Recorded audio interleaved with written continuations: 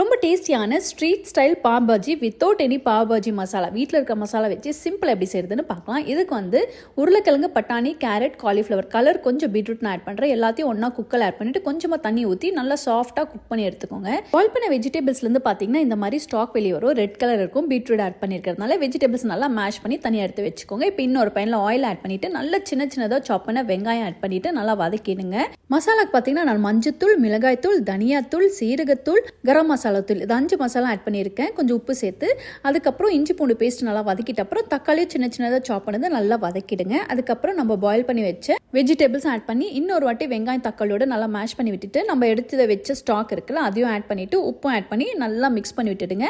ஒரு cube butter போட்டு கொத்தமல்லி தூவிட்டு அவ்வளோதான், சூப்பரான பாஜி ரெடி ஆகிடும். பாவ் நிறைய பட்டர் போட்டு டோஸ்ட் பண்ணி எடுத்துக்கோங்க. அவ்வளோதான். அதோட சின்ன சின்னதாக சாப் பண்ண வெங்காயம், லெமனு, பாஜி ட்ரை பண்ணி பாருங்கள். செம்ம டேஸ்டியாக இருக்கும். Happy cooking. Blessings to you all.